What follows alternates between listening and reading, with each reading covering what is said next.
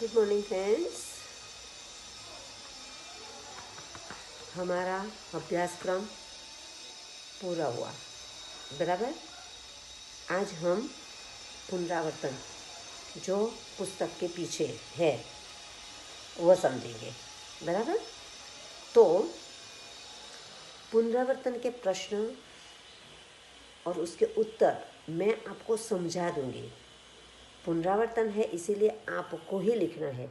हमने आगे प्रश्न के उत्तर लिखे हैं, बराबर। जैसे लिखने जैसे होंगे वो मैं आपको बताऊंगी, वो मैं उसकी पीडीएफ भेजूंगी। पर आगे के जो प्रश्नों के उत्तर है, यानी कि पहला प्रश्न, तो पहले प्रश्न के अंदर प्रश्नों के उत्तर है। जो उत्तर हमने आगे लेसन के अंदर लिखे हैं उनमें से देखकर आपको लिखने हैं, बराबर।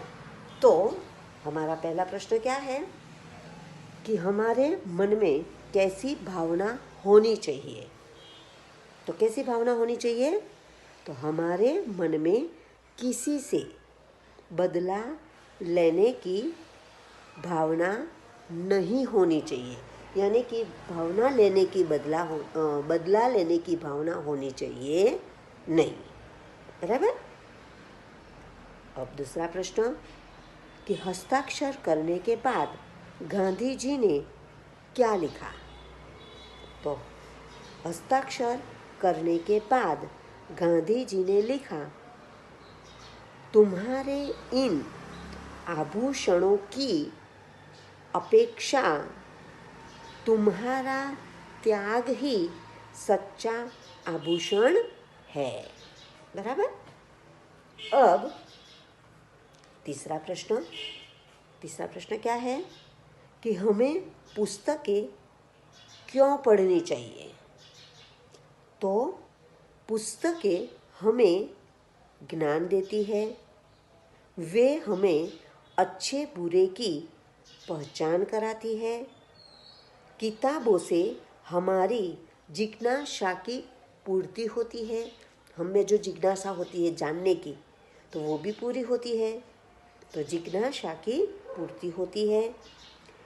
ज्ञान विज्ञान को गतिमान रखने का काम पुस्तकें ही करती है।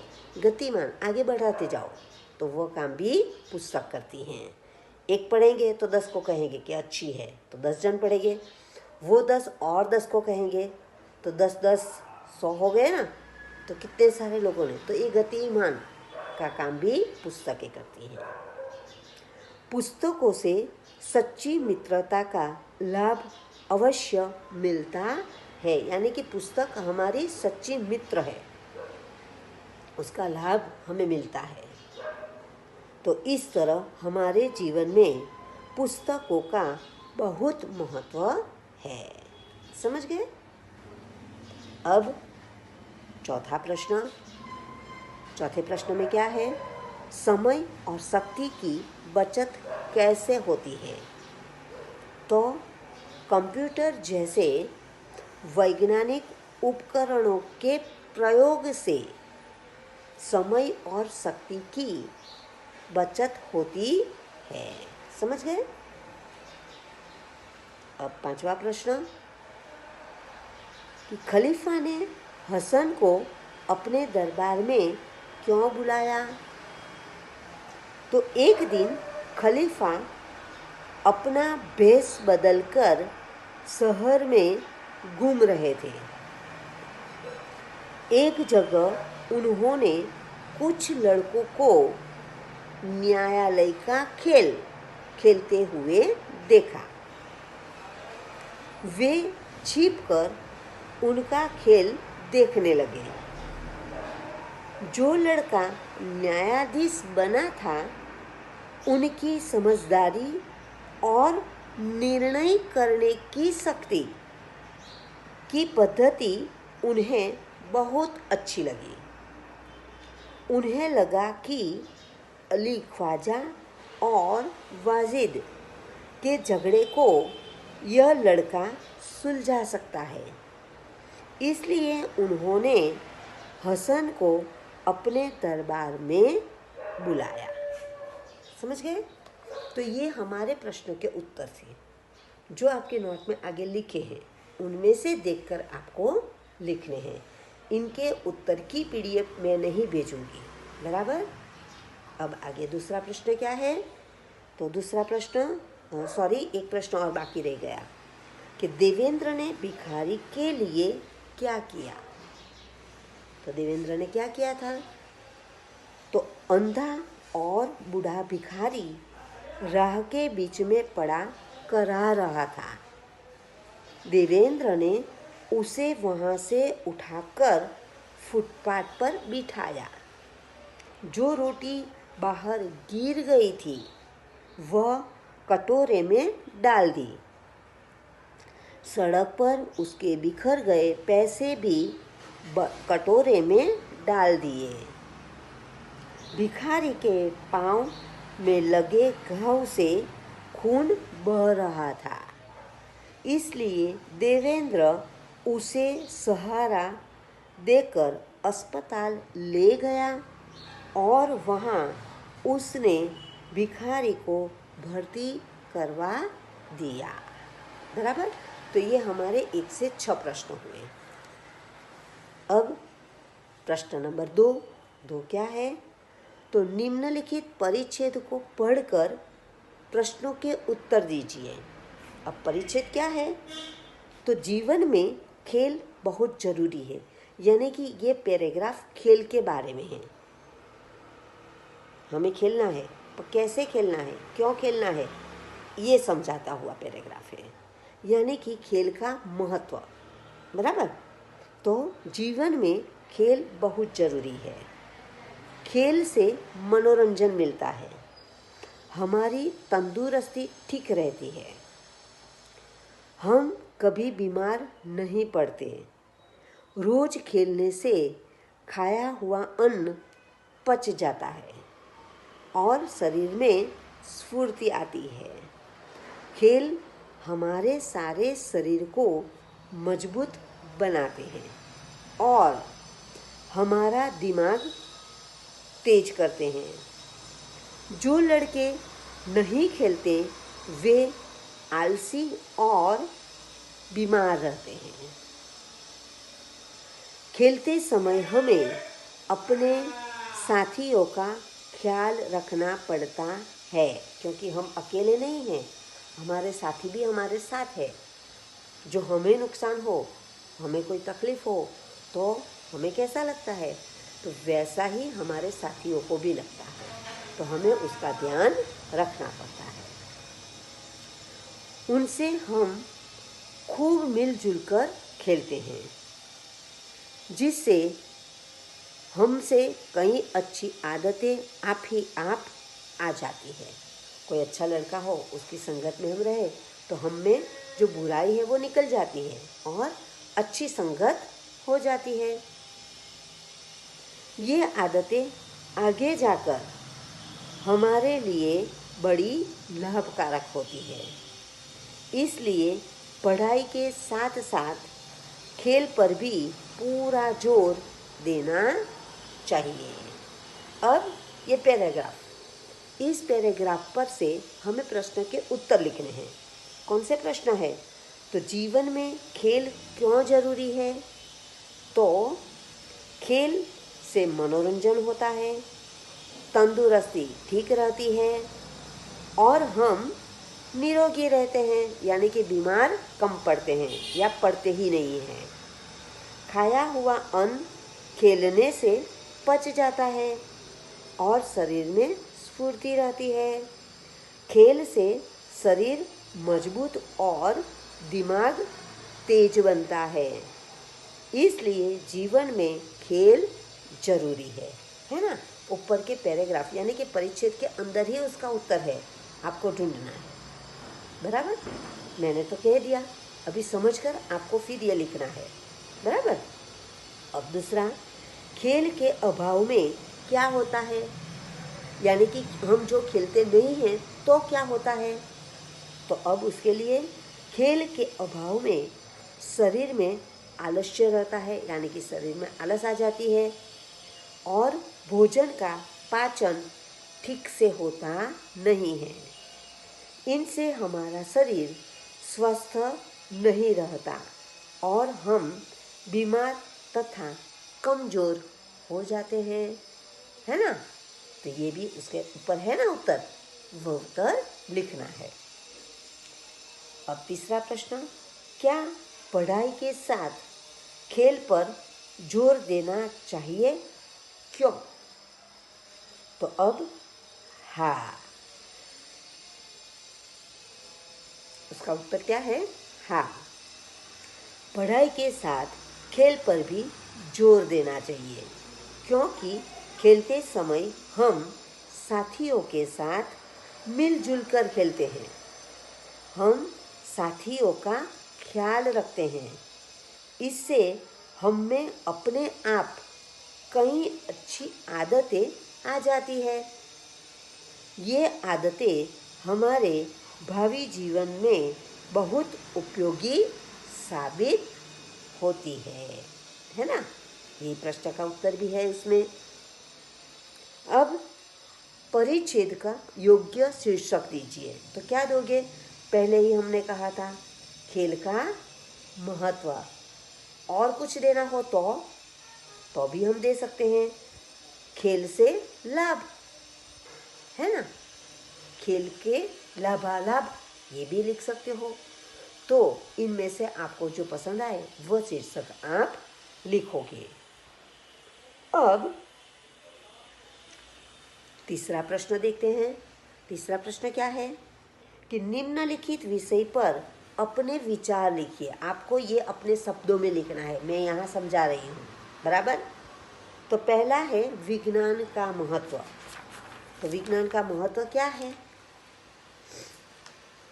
तो विज्ञान ने दुनिया को अनेक उपहार दिए हैं। रेल, मोटर, विमान, हेलीकॉप्टर जैसे यातायात के साधन हमें विज्ञान ने ही दिए हैं। पानी के जहाज, स्टीमरें,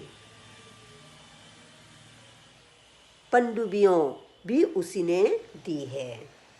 जिस बिजली से हमारे जीवन को जरा तरह के सुविधाएं मिली है वह भी विज्ञान की ही देन है। विज्ञान से हमें अनेक जीवन रक्षक दवाएं मिली हैं। आधुनिक शिल्प चिकित्सा यानी कि हमारे शरीर की चिकित्सा होती है वह ने बहुत को नया जीवन दिया है। आज खेती की नई नई पद्धतियों का विकास हुआ है। इनसे देश में अनाज, साग सब्जी, फल आदि का उत्पादन बढ़ा है। बढ़ा है नहीं, बढ़ा है, हाँ, ढ लिखना है, बढ़ा है यानी कि बहुत सारा हुआ है, और बड़ा यानी इतना बड़ा, तो ये नहीं, बढ़ा है। ट्रैक्टर से खेती करना बहुत आसान हो गया है। यदि विज्ञान न होता तो पुस्तकों की छपाई कैसे होती? तरह तरह की मशीनें कैसे बनती? Cinema, Doordarshan, telephone, computer, mobile आदि हमें विज्ञान से ही मिले हैं। इसलिए विज्ञान का जितना महत्व बताया जाए उतना कम है ना। तो ये विज्ञान का हमारा महत्व है उसके बारे में। अब दूसरा क्या है? देवेंद्र की मानवता। तो देवेंद्र ने कौन सी मानवता दिखाई वह लिखना है कि देवेंद्र को परीक्षा देने के लिए शीघ्र स्कूल पहुंचना था, परंतु रास्ते में उसे एक अंधा, बूढ़ा और अपाहिज भिखारी कराता हुआ मिला। उनके पैर से खून बह रहा था। देवेंद्र ने सोचा कि इसे तुरंत अस्पताल ले जाना चाहिए। सहारा देकर वह लाचार भिखारी को अस्पताल ले गया और वहां उसे भर्ती कराया। भिखारी के इलाज का प्रबंध करने के बाद वह परीक्षा देने स्कूल पहुंचा। मानव सेवा के लिए उसने परीक्षा की चिंता नहीं की। उसने भिखारी की जिंदगी को परीक्षा से अधिक महत्व दिया। इस प्रकार देवेंद्र ने अपनी मानवता का परिचय दिया। बराबर लिख सकोगे ना अपने शब्दों में? आपको लिखने का प्रयत्न तो करना ही है, क्योंकि यहाँ लिखोगे तब भी आप परीक्षा में लिख सकोगे। बराबर, तो ये आपको लिखना है। अब तीसरा क्या है? हसन का सच्चा न्याय, यानी कि हसन ने सच्चा न्याय कैसे किया वह यहाँ लिखना है। बराबर, तो वाजिद ने अली ख्वाजा की 500 मोहरें ले ली थी। सबूत न होने की काजी थी, सबूत न होने से काजी भी उसे चोर साबित नहीं कर सके थे। खलीफा ने यह मामला हसन को सौंपा। हसन ने सूझबूझ से काम लिया। उसने तेलियों द्वारा तेल की जांच कराई और साबित कर दिया कि वाजिद ने ख्वाजा का तेल निकाल लिया था और घड़े में दूसरा तेल भरा था। उसी ने घड़े से ख्वाजा की मोहरें ले ली थी। इस प्रकार बालक होने के बावजूद हसन ने अक्लमंदी से काम लिया और सच्चा न्याय किया। बराबर, तो यहाँ आपको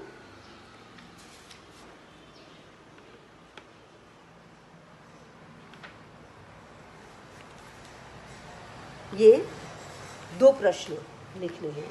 अब हमारा तीसरा प्रश्न क्या है? तो तीसरा प्रश्न है चौथा प्रश्न है, अपने मित्र को जन्मदिन की बधाई देता हुआ पत्र लिखिए। जो पत्र आपको आता भी है ना? हमने परीक्षा में पूछा था। तो बाईं ओर क्या होगा? पता। किसका? आपका या आपके मित्र का? यस, आपका। और फिर उसके नीचे दिनांक यानी कि तारीख। फिर अपने मित्र का संबोधन करो कि प्रिय मित्र, जो भी है, लड़का है लड़की है, जिसका नाम लिखना हो वो लिखो, है ना? फिर क्या लिखोगे? सप्रेम नमस्ते। अब विषय वस्तु लिखनी है, तो आप जो तारीख है उसकी वो तारीख लिख दो कि उस दिन तुम्हारा जन्मदिन था। यहाँ पर उदाहरण ले लेती हूँ कि 19 नवंबर, 30 दिसंबर, जो भी है, उस दिन तुम्हारा जन्मदिन था। जो हो गया हो तो इसके लिए लिखो, और जो आने वाला हो तो वो लिखो। कुछ दिनों के बाद की तारीख लिख दो, कोई बात नहीं। तुम्हारा जन्मदिन है, तुम्हें मेरी खूब खूब बधाइयाँ। मित्र, मुझे तुम्हारे जन्मदिन की पार्टी का निमंत्रण पत्र मिला है। उसमें यदि मैं शामिल होता तो यह मेरे लिए बड़ी खुशी की बात होगी, परंतु उसी दिन मेरी बुआ के बेटे की शादी थी। यह शादी है ना? उसके बाद आपने अभी कुछ दिन के बाद है, पर आप नहीं जाने वाले हो, तो आगे से बधाई दोगे ना? इसीलिए आपको यहाँ ऐसे लिखना है। शादी है या फिर कोई बीमार है, उसके लिए लिखना हो तो वो लिख दो। बराबर, तो या फिर आप कहीं घूमने जाने वाले हो तो वो लिखो, कोई बात नहीं। जो भी है वो कारण लिखो। तो यहाँ पर बुआ के लड़के की शादी बताई कि शादी है, पूरा परिवार उसमें शामिल होगा, यानी कि जाने वाले हैं। सबके साथ मुझे भी जाना पड़ेगा, इसलिए मैं तुम्हारी पार्टी में नहीं आ सकूंगा। आशा है तुम मुझे माफ कर दोगे। फिर संबोधन कर दो। क्या करोगे? एक बार फिर बधाई, यानी कि मेरी तरफ से, मेरे घर वालों के तरफ से तुम्हें जन्मदिन की बहुत बहुत बहुत बधाई, है ना। फिर तुम्हारा मित्र और आपका या मित्र का नाम, पत्र लिखने वाले का यानी कि आपका नाम, बराबर। तो ये 4 प्रश्न हमारे हो गए। अब आपको ये चारों प्रश्न अच्छे अक्षर से सही मात्रा से लिखने हैं, बराबर। ध्यान से लिखना, अपनी नोट कंप्लीट रखना, कभी भी नोट मांगी जाएगी। Okay, thank you.